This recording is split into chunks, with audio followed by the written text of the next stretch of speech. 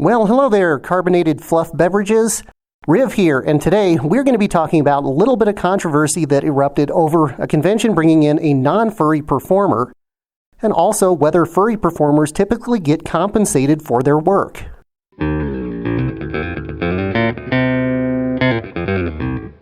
So you may or may not be familiar with this little bit of controversy. Of course, it erupted on Twitter, where all furry controversy happens. This was regarding FWA bringing in a professional DJ and paying them, giving them a 2-hour slot in the DJ lineup during the dances. This was DJ FRND, I think it's pronounced friend. Not like a super celebrity or anything, but somebody who gets paid reasonably well for their work. Now, people got pretty upset about this. They're like, hey, this person being there took an opportunity away from somebody within the furry fandom to have that DJ slot. Now, remember, this is just one 2-hour slot. It also brought up a discussion about whether furry performers and musicians are typically paid or compensated at all for their work.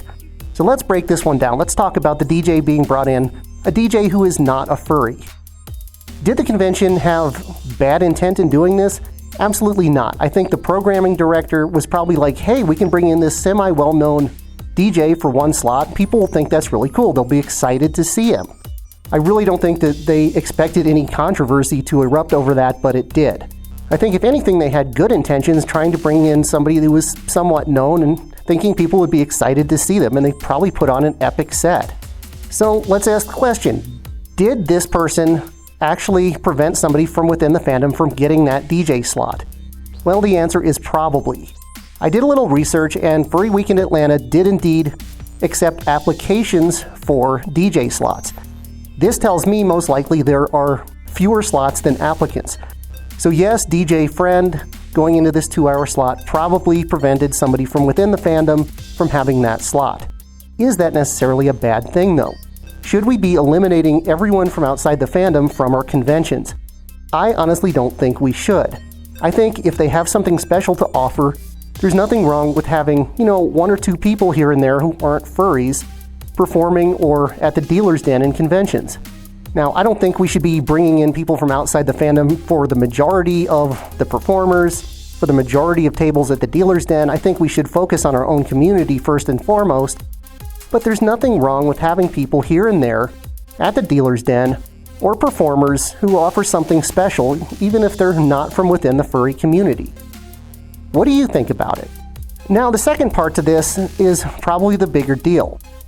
It brought up a discussion about whether furry performers get paid for their work, and rather shockingly, it turns out that they don't get any sort of compensation usually, at least here in the United States. Even bigger acts like Run Definitely Run are playing their shows completely for free.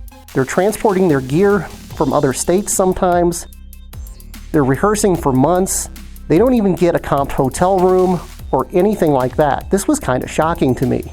I guess I never had really thought about it. I just assumed that they at least got their hotel rooms comped or got something out of it. I didn't think they were getting paid like $5,000, but I can't believe they get nothing. So this DJ that was brought in obviously did get paid. I don't know how much they get paid, but it was probably a couple $1,000s, and some people were understandably upset that a lot of furry performers get nothing. Now, I don't think this is the case 100% of the time. I mean, Foxes and Peppers went to Furdo in Australia back in 2019, and I'm pretty sure they didn't pay to haul their gear all the way across the ocean.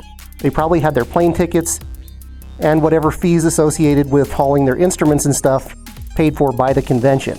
I don't know that for sure, though. So should these conventions be compensating their performers? I think they should. Yeah, they're not going to be paying them thousands of dollars. Conventions have tight budgets. But at least comp their hotel rooms, maybe if it's only for the night that they perform. At least offer to pay for shipping gear and extra baggage fees for their gear on airplanes and stuff if they fly. I think that's only reasonable. And one organization did step up and say they were going to start giving some compensation to performers. AEIOU, which is the organization that took over Denver, Aquatafur, Painted Desert FurCon, and another convention in Vegas after Corgi Events folded, said they're going to do just that.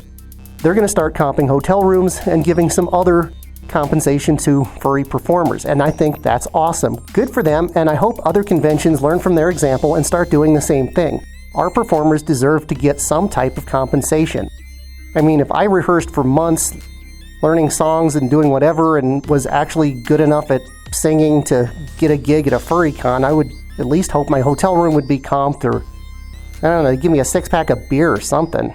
Now, if you're just starting out as a performer, a DJ, musician, I mean, yeah, just getting the exposure of being up there and having your name out there might be compensation enough, but if you're an established performer, if people know who you are, you've performed at multiple conventions, come on, you deserve something.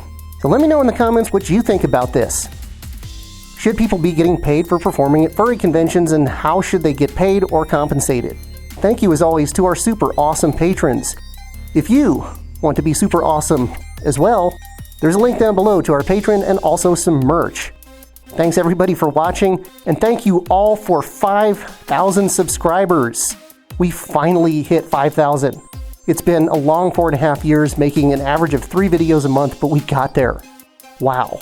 All right, everybody, that's my take on that.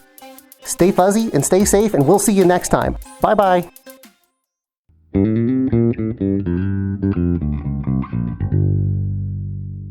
Who are not furries, but they deal at the deal.